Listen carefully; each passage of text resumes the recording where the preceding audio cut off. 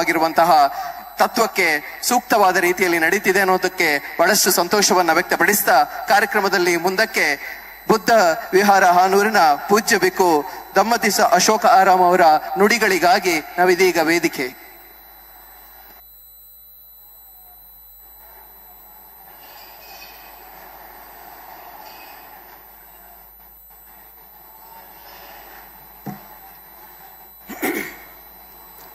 ನಮೋ ತಸ್ಸ ಭಗವತೋ ಅರ್ಹತೋ ಸಮ್ಮಾ ಸಂಬುದ್ಧಸ್ಸ ಬುದ್ಧಂ ಧಮ್ಮಂ ಸಂಘಂ ನಮಸ್ಸಾಮಿ. ಸುರುಕಾದ ಸತ್ಯ ಶಾಂತಿ ನ್ಯಾಯ ನೀತಿ ಬೋಡಾದ ಬದುಕದ ಸತ್ಯನು ಈ ಭೂಮಿಡ ಸಾರ್ದು ತನ್ನ ಕಡೇತ ಶ್ವಾಸವನ್ನು ಬಿಡ್ದು ಮನ್ನಡು ಮನ್ನಾಯಿನ ಮಾತ ಮಹಾಪುರುಷರೇಗ್ಲ ಸೊಲ್ಮೆ ಸಂದ ಒಂದು. ಸೊ ಈ ಕಾರ್ಯಕ್ರಮದ ಘನ ಉಪಸ್ಥಿತಿಯನ್ನು ವಹಿಸ್ಕೊಂಡಿರ್ತಕ್ಕಂಥ ಬಿ ಕೆ ಹರಿಪ್ರಸಾದ್ ಜಿ ಅವರೇ, ಪಿ ಎಲ್ ಧರ್ಮಾಜಿ ಅವರೇ, ಇಲ್ಲಿ ಉಪಸ್ಥಿತಿರ್ತಕ್ಕಂಥ ಎಲ್ಲ ಧರ್ಮದ ಪ್ರತಿನಿಧಿಗಳೇ, ಈಗಾಗಲೇ ಎಲ್ಲರೂ ಕೂಡ ನಿಮ್ಮನ್ನು ಉದ್ದೇಶಿಸಿ ಈ ಒಂದು ಸುಂದರ ಸಂದರ್ಭದಲ್ಲಿ ಪೂಜ್ಯ ಗುರುಗಳು ಮತ್ತು ಗಾಂಧೀಜಿಯವರು, ಮಹಾತ್ಮ ಗಾಂಧೀಜಿಯವರು ಕೂಡ ಅವರು ಸಂವಾದವಾದಂಥ ಒಂದು ಈ ಶತದಿನ ವರ್ಷವನ್ನು 100 ವರ್ಷಗಳ ಈ ಒಂದು ಶತಮಾನವನ್ನು ಆಚರಣೆ ಮಾಡ್ತಾ ಇರುವಂಥದ್ದು ಒಂದು ಕಡೆ ಸಂತೋಷದ ವಿಷಯ. ನನಗೆ ವಿಶೇಷವಾಗಿ ಯಾಕೆ ಅಂತ ಅಂದರೆ, ಗುರುಗಳು ಆ ಕಾಲದಲ್ಲಿ 1942ರಲ್ಲಿ ಸರಿಸುಮಾರು ಸರ್ವ ಧರ್ಮ ಸಮ್ಮೇಳನವನ್ನು ಆಯೋಜನೆ ಮಾಡಿದಾಗ ಅವರಿಗೆ ಈ ದೇಶದಲ್ಲಿ ಒಬ್ಬ ಬೌದ್ಧ ಭಿಕ್ಷುವನ್ನು ಕರ್ಕೊಳ್ಬೇಕು ಅನ್ನತಕ್ಕಂಥ ಒಂದು ಇಚ್ಛೆಯನ್ನು ಅವರಲ್ಲಿದ್ದಾಗ ಅದನ್ನು ಪೂರೈಸೋದಕ್ಕೆ ಶ್ರೀಲಂಕಾದಿಂದ ಒಬ್ಬ ಬೌದ್ಧ ಭಿಕ್ಷುವನ್ನು ಕರ್ಕೊಳ್ಬೇಕಾಗಿತ್ತು. ಆದರೆ ಸರಿಸುಮಾರು 100 ವರ್ಷಗಳನ್ನು ದಾಟಿದ ಈ ಕಾಲದಲ್ಲಿ ನಾನು ಇದೇ ಮಣ್ಣಲ್ಲಿ ಹುಟ್ಟಿ ಬೆಳೆದಿರ್ತಕ್ಕಂಥ ನನಗೆ ಬೌದ್ಧ ಭಿಕ್ಷುವಾಗಿ ಆದ ಕಾಲದಲ್ಲಿ ಈ 100ರ ಸಂಭ್ರಮದಲ್ಲಿ ಭಾಗವಹಿಸುವಂಥ ಒಂದು ಅವಕಾಶ ಸಿಕ್ಕಿರೋದು ಒಂದು ಸಂತೋಷದ ಸಂಗತಿ. ಇನ್ನೊಂದು ವಿಶೇಷ, ನಾನು ಈ ಕಾರ್ಯಕ್ರಮಕ್ಕೆ ನನ್ನನ್ನು ಕರೆದಾಗ ವಿಶೇಷವಾಗಿ ಈ ವರ್ಕಾಡಿ ನಮ್ಮ ಪೂಜ್ಯ ಗುರುಗಳ ಅವರ ಶಿಷ್ಯಂದಿರು ನನ್ನನ್ನು ಕರೆ ಮಾಡಿದಾಗ ನಾನು ಬೇರೆ ಕಡೆ ಬುದ್ಧಗಯೆಯಲ್ಲಿ 20ನೇ ಅಂತಾರಾಷ್ಟ್ರೀಯ ಮಟ್ಟದ ತ್ರಿಪೀಠಕ ಪಠಣ ಮಹೋತ್ಸವದಲ್ಲಿ ಭಾಗವಹಿಸಬೇಕಾಗಿತ್ತು. ಆದರೂ ಕೂಡ ಅಲ್ಲಿ ವಿಶ್ವದ 38 ದೇಶದ ಬೌದ್ಧ ಭಿಕ್ಷುಗಳು ಮತ್ತು ಪ್ರತಿನಿಧಿಗಳು ಸೇರಿಕೊಂಡು ಪಠನೆ ಮಾಡ್ತಕ್ಕಂಥ ಕಾರ್ಯಕ್ರಮವನ್ನು ಬಿಟ್ಟು ಧಮ್ಮದ ಪರಿಚಯ ಇಲ್ಲದೆ ಇರತಕ್ಕಂಥ ಕಾಲದಲ್ಲಿ ಗುರುಗಳು ಶ್ರೀಲಂಕಾದಿಂದ ಕರೆಸಿ ಸಮಾಜಕ್ಕೆ ಧಮ್ಮ ಸಂದೇಶವನ್ನು ಕೊಡಿಸಿರ್ತಕ್ಕಂಥ ಒಂದು ಸವಿನೆನಪನ್ನು ನಾನು ಮರೆಯಬಾರ್ದು ಅನ್ನತಕ್ಕಂಥ ಒಂದು ಜವಾಬ್ದಾರಿಯನ್ನು ಹೊತ್ಕೊಂಡು ನಾನು ಇಲ್ಲಿಗೆ ಬಂದೆ. ಈಗಾಗಲೇ ನಿಮ್ಮನ್ನು ಗುರುಗಳ ಬಗ್ಗೆ ನಾನು ಈಗ ನಿಮ್ಗೆಲ್ರಿಗೂ ಗೊತ್ತು, ಇಂಟರ್ನೆಟ್ಟಲ್ಲೋ ಪುಸ್ತಕದಲ್ಲೋ ಮಾಹಿತಿಯನ್ನು ಸಂಗ್ರಹ ಮಾಡಿಕೊಂಡು ನಿಮ್ಮ ಮುಂದೆ ಒಂದಷ್ಟು ಮಾತಾಡೋದಕ್ಕೆ ನಾನು ಬಂದಿಲ್ಲ. ಆದರೆ ನಾವು ಬಹಳ ಸ್ಪಷ್ಟವಾಗಿ ಗಮನವನ್ನು ಕೊಡಬೇಕಾಗಿದೆ. ಈ ಸರ್ವಧರ್ಮ ಸಮ್ಮೇಳನದಲ್ಲಿ ಇರ್ತಕ್ಕಂಥ ನಾವುಗಳು ಗುರುಗಳ ಅವರ ಜವಾಬ್ದಾರಿ, ಅವರ ಗುರಿ ಎಲ್ರಿಗೂ ಕೂಡ ಗೊತ್ತಿರುವಂಥದ್ದು. ಗುರಿ ಗೊತ್ತಿದ್ರೆ ಸಾಕಾಗೋದಿಲ್ಲ, ಅದನ್ನು ಬೆನ್ನಟ್ಟೋರು ಬೇಕು, ಅದನ್ನು ಪಾಲನೆ ಮಾಡೋರು ಬೇಕು. ಎಲ್ಲಿವರೆಗೂ ಅದನ್ನು ಪಾಲನೆ ಮಾಡೋದಿಲ್ವೋ ಅದು ಮಾತಾಗಿ ಉರಿಯುತ್ತೆ, ಮಾತು ಕೃತಿಯಾಗಬೇಕಾಗಿದೆ. ಈ ದೇಶದಲ್ಲಿ ಸಂತ ಪರಂಪರೆಗೇನು ಕೊರತೆ ಇಲ್ಲ. ಈ ಸಂತ ಪರಂಪರೆ ಈ ದೇಶಕ್ಕೆ ಬೇಕಾಗಿರತಕ್ಕಂಥ ಎಲ್ಲ ಹಿತವಚನಗಳನ್ನು ಹೇಳಿ ಹೊರಟಿರ್ತಾರೆ. ಅದು ಬುದ್ಧರಿಂದ ಹಿಡಿದು ನಮ್ಮ ದಕ್ಷಿಣ ಭಾರತದಲ್ಲಿ ನಾರಾಯಣ ಗುರು ಇರ್ಬೋದು, ಎಲ್ಲ ಹಿರಿಯ ಗುರು ಪರಂಪರೆಯವರು ಸಂದೇಶವನ್ನು ಕೊಟ್ಟು ಹೋಗಿದ್ದಾರೆ. ಆದರೂ ಕೂಡ ಇನ್ನೂ ಕೂಡ ಈ ಅಸ್ಪೃಶ್ಯತೆಗಳು ನಾಶವಾಗಿಲ್ಲ. ನೀವು ನಿನ್ನೆಯ ಪತ್ರಿಕೆಯನ್ನು ನೋಡಿದ್ರೆ ನಿಮ್ಗೆ ಗಮನಕ್ಕೆ ಬರುತ್ತೆ, ಮೈಸೂರು ಜಿಲ್ಲೆಯಲ್ಲಿ ಒಂದು ಗ್ರಾಮ ಪಂಚಾಯತ್ ಒಳಗಡೆ ಅಲ್ಲಿ ಅತಿ ಹೆಚ್ಚು ಜನ ಶೆಡ್ಯೂಲ್ಡ್ ಕ್ಯಾಸ್ಟ್ ಜನ ಇದ್ದಾರೆ ಅನ್ನೋ ಕಾರಣಕ್ಕಾಗಿ ಅಲ್ಲಿ ಹೋದಂತ ಜನ ಮನೆಗೆ ಹೋದ್ರೆ ಸ್ನಾನ ಮಾಡ್ಕೋತಾ ಇದ್ರು ಅಂತ. ಅಂದ್ರೆ ಈ ಎಲ್ಲ ಪ್ರಕ್ರಿಯೆಗಳು ನಿರಂತರ ನಡೀತಾ ಇದ್ರು. ಒಬ್ಬ ಪುಣ್ಯಾತ್ಮ ಮಹಾಪುರುಷರು ನೀವು ತಗೊಳ್ಳಿ, ಅವರುಗಳಿಗೆ ಒಂದು ಅವರನ್ನ ಏನು ಅವರನ್ನು ಬೆಂಬಲಿಸ್ತಕ್ಕಂಥ ಒಂದು ಗುಂಪು ಇರತ್ತೆ. ಅದರಲ್ಲಿ ಬೇರೆ ಬೇರೆ ರೀತಿಯ ಗುಂಪುಗಳಿರ್ತವೆ. ಒಂದು ಗುಂಪು ಅದು ಭಕ್ತರ ಗುಂಪಾಗಿರತ್ತೆ. ನೀವು ಯಾರನ್ನೇ ಬೇಕಾದ್ರೂ ನೋಡಿ, ಯಾವುದೇ ಇರ್ಬೋದು, ಅವರು ಭಕ್ತಿ ಮಾಡ್ತಾರೆ ಅಷ್ಟೇ. ಇನ್ನೊಂದು ಗುಂಪಿರತ್ತೆ, ಅವರು ಅಭಿಮಾನಿಗಳಿರ್ತಾರೆ. ಮತ್ತೊಂದು ಗುಂಪಿರತ್ತೆ, ಅವರು ಅನುಯಾಯಿಗಳಿರ್ತಾರೆ. ಇನ್ನೊಂದು ಗುಂಪಿರತ್ತೆ, ಅವರು ವಿರೋಧ ಮಾಡ್ತಾರೆ. ಮತ್ತೊಂದು ಗುಂಪಿರತ್ತೆ, ಅವರು ತಟಸ್ಥವಾಗಿರ್ತಾರೆ. ಇನ್ನೊಂದು ಗುಂಪಿರತ್ತೆ, ಅವರು ಸಮಾನ ಮನಸ್ಕರಾಗಿರ್ತಾರೆ. ಈ ಏನಾಗತ್ತೆ ಅಂತಂದ್ರೆ, ಇವತ್ತು ನೀವು ನೋಡ್ಬೋದು, ಪ್ರಾಕ್ಟಿಕಲ್ ಆಗಿ ಯೋಚನೆ ಮಾಡಿ. ಈ ಪಾನೀಯಗಳಿರ್ತವೆ, ಕೋಲ್ಡ್ ಡ್ರಿಂಕ್ಸ್ಗಳು, ರೆಡಿಮೇಡ್ ಜ್ಯೂಸ್ಗಳು, ಇವತ್ತು ಎಲ್ಲ ಕಡೆಗಳಲ್ಲಿ ಹೋದ್ರು ಈ ರೆಡಿಮೇಡ್ ಜ್ಯೂಸು ಫೇಮಸ್ ಆಗಿಬಿಟ್ಟಿದ್ದಾವೆ. ಹೇಗೆ ಅಂತಂದ್ರೆ, ಅದನ್ನ ಅಷ್ಟರ ಮಟ್ಟಿಗೆ ವೈಭವೀಕರಣ ಆಗತ್ತೆ. ಅಷ್ಟರ ಮಟ್ಟಿಗೆ ಅದು ವೈಭವೀಕರಣ ಆಗತ್ತೆ. ನಿಜವಾಗ್ಲೂ ನೀವು ನೋಡಿ, ಮ್ಯಾಂಗೋ ಜ್ಯೂಸ್ ಇರ್ಬೋದು, ಇನ್ನಿತರ ಜ್ಯೂಸ್ಗಳು ಬಹಳ ವೈಭವೀಕರಣ ಆಗೋದ್ರಿಂದ ಎಲ್ರಿಗೂ ಗೊತ್ತಿದ್ರೂ ಕೂಡ ಇದು ಬರೀ ಫ್ಲೇವರ್ ಮಾತ್ರ ಆಗಿದೆ, ಇದು ನಿಜವಾದಂತ ಜ್ಯೂಸ್ ಅಲ್ಲ ಅಂತ ಗೊತ್ತಿದ್ರೂ ಕೂಡ ಎಲ್ಲರೂ ಅದನ್ನೇ ಸೇವನೆ ಮಾಡ್ತಾರೆ. ಹಾಗೇನೆ ಇವತ್ತು ಎಲ್ಲ ಈ ದೇಶದಲ್ಲಿ ಸಂತ ಪರಂಪರೆಗಳು ಕೊಟ್ಟಿರ್ತಕ್ಕಂಥ ಸಂದೇಶ ಅದು ಅದರ ಫ್ಲೇವರ್ ಮಾತ್ರ ಉಳ್ಕೊಂಡಿದೆ ಹೊರತು ಅದರ ಮೂಲ ತಾತ್ಪರ್ಯಕ್ಕಿಂತ ಆಚೆ ನಿಂತಿದೆ. ಒಂದ್ ವೇಳೆ ಆ ಮೂಲ ತಾತ್ಪರ್ಯಗಳು ಈ ಸಮಾಜದ ಬದುಕಿಗೆ ಸಿಕ್ಕಿದ್ದಿದ್ರೆ ನಾವು ಇವತ್ತಿಗೂ ಕೂಡ ನಿನ್ನೆ ನಡೆಯಿರ್ತಕ್ಕಂಥ ಘಟನೆಗಳು ಈ ದೇಶದಲ್ಲಿ ಮತ್ತೆ ಇಷ್ಟೊಂದು ಪ್ರಮಾಣದಲ್ಲಿ ಮರುಕಳಿಸೋದಕ್ಕೆ ಸಾಧ್ಯ ಇರ್ತಾ ಇರಲಿಲ್ಲ. ಆದ್ರಿಂದ ನಾವು ಸ್ಪಷ್ಟವಾಗಿ ಯೋಚನೆ ಮಾಡಬೇಕು, ನಾವು ಈ ಯಾವ ಗುಂಪಿನಲ್ಲಿ ಇದ್ದೇವೆ ಅಂತ. ಅದರಲ್ಲಿ ವಿಶೇಷವಾಗಿ ಎರಡು ಗುಂಪುಗಳನ್ನ ನಾವು ನೋಡಬೇಕು. ಒಂದು ಅನುಯಾಯಿಗಳು, ಇನ್ನೊಂದು ಅಭಿಮಾನಿಗಳು.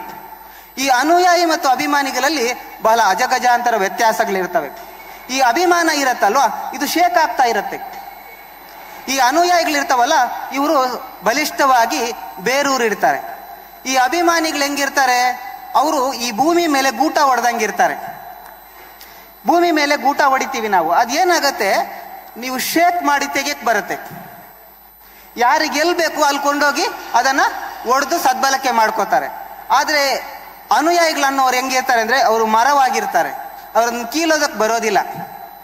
ಆದ್ರಿಂದ ನಮಗೇನಾಗಬೇಕು ಅಂತಂದ್ರೆ, ನಾವು ಈ ವಿಚಾರದಲ್ಲಿ ಸಂತ ಪರಂಪರೆಗಳು ನಮಗೆ ಕೊಟ್ಟಿರ್ತಕ್ಕಂಥ ಸದ್ಭಾವನೆಯ ವಿಚಾರದಲ್ಲಿ ನಾವು ಮರವಾಗಬೇಕಾಗಿದೆ. ನಾವು ಗೂಟ ಆದ್ರೆ ನಮ್ಮನ್ನ ಈ ಎಟೋಡೈಸ್ಗೆ ಮರಳಾಗ್ಬಿಡ್ತೀವಿ.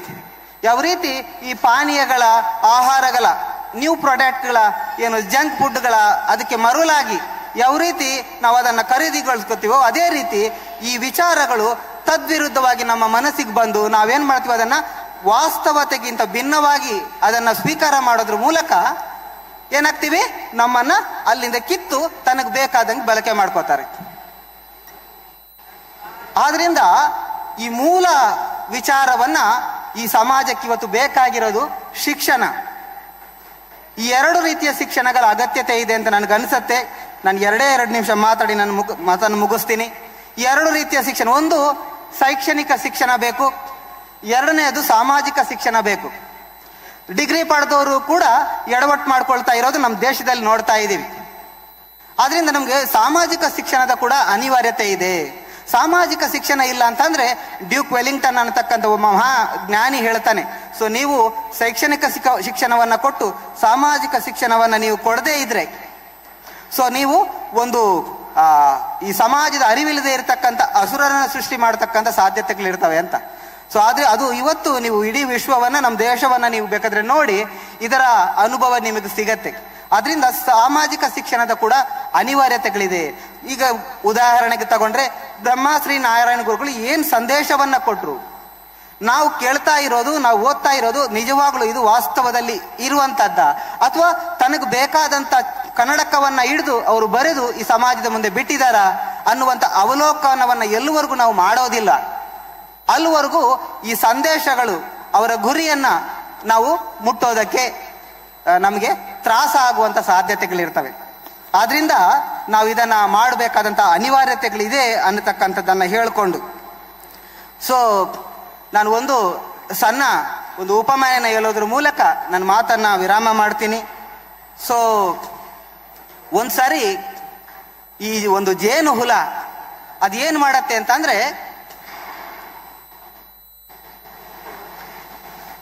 ಈ ಜೇನು ಹುಳ ತಾನು ಹೂವಿಂದ ಊರಿಗೆ ಹಾರಿ ಅಲ್ಲಿರ್ತಕ್ಕಂಥ ಮಕರಂದವನ್ನ ಸೇವನೆ ಮಾಡಿ ಸೊ ಅದು ತನ್ನ ಬದುಕನ್ನ ಕಟ್ಟಿಕೊಳ್ತಾ ಇರತ್ತೆ.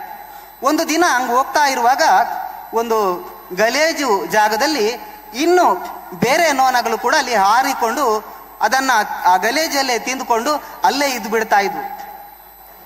ಈ ಜೇನು ನೊಣಕ್ಕೆ ಏನ್ ಅನ್ಸತ್ತೆ, ನಾನು ಇಷ್ಟೊಂದು ಸುಗಂಧ ಭರಿತವಾದಂತ ಬಹಳ ಮುಖ್ಯವಾದಂತ ಮಕರಂದವನ್ನ ಸೇವನೆ ಮಾಡ್ತಾ ಇದ್ದೀನಿ, ಆದ್ರೆ ಈ ನೊಣ ಏನ್ ಮಾಡ್ತಾ ಇದೆ ಅಂತಂದ್ರೆ ಆ ಗಂಧವನ್ನ ಆ ದುರ್ಗಂಧದಲ್ಲೇ ಬಿದ್ದು ಅದನ್ನೇ ತಿಂದ್ಕೊಂಡಿರ್ತೇವಲ್ಲ ಅಂತ ಯೋಚನೆ ಮಾಡಿ ಈ ಜೇನು ನೊಣ ಹೋಗಿ ಆ ಗಲೇಜಲ್ಲಿರ್ತಕ್ಕಂಥ ಆ ದುರ್ಗಂಧದಲ್ಲಿರ್ತಕ್ಕಂಥ ಆ ನೊಣಕ್ಕೆ ಹೋಗಿ ಹೇಳುತ್ತೆ, ನೋಡಿ ನೀವು ನನ್ನ ಮಾತನ್ನ ಕೇಳಿ ನೀವು ನನ್ನ ಜೊತೆಗೆ ಬನ್ನಿ, ನೀವು ಈ ಗಲೇಜನ್ನೆಲ್ಲ ಬಿಟ್ಟು ನಿಮಗೆ ಸುಗಂಧ ಭರಿತವಾದಂಥ ಮಕರಂದದ ರುಚಿಯನ್ನ ಉಣಬಡಿಸ್ತೀನಿ, ನೀವು ನನ್ನ ಜೊತೆ ಬರಬೇಕು ಅಂತ ಹೇಳಿದಾಗ ಪ್ರತಿದಿನ ಈ ಜೇನುನೊಣ ಅದಕ್ಕೆ ಹೇಳ್ತಾ ಇರುತ್ತೆ. ಪ್ರತಿದಿನ ಹೇಳ್ತಾ ಇದ್ರು ಕೂಡ ಈ ಜೇನುನೊಣದ ಮಾತನ್ನ ಅದು ಕೇಳೋದಿಲ್ಲ. ಒಂದ್ಸರಿ ಒತ್ತಾಯಕ್ಕೆ ಬಿದ್ದು ಆ ಎಲ್ಲ ನೊಣಗಳು ಜೇನುನೊಣದ ಜೊತೆ ಬಂದ್ಬಿಡ್ತವೆ.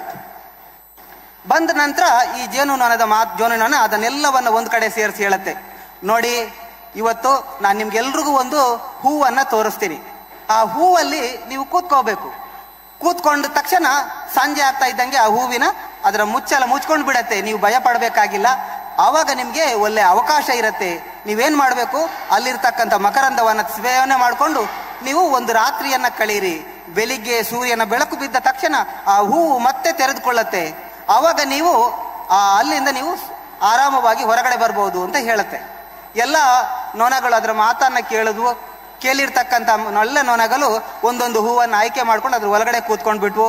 ಸಂಜೆ ಆಯ್ತು, ಹೂವು ತನ್ನ ಮುಚ್ಚಳವನ್ನ ಮುಚ್ಕೊಂಡು ಬಿಡ್ತು. ಆಮೇಲೆ ಹೊರಗಡೆ ಸ್ವಲ್ಪ ಅದು ರಾತ್ರಿ ಕಳೆದೋಯ್ತು, ಬೆಳಗಾಯ್ತು, ಸೂರ್ಯನ ಪ್ರಕಾಶ ಬಿತ್ತು, ಹೂವುಗಳೆಲ್ಲವೂ ಕೂಡ ತೆರೆದುಕೊಂಡು ತೆರೆದುಕೊಂಡಾಗ ಸೊ ಎಲ್ಲ ಅಲ್ಲಿರ್ತಕ್ಕಂಥ ನೊಣಗಳು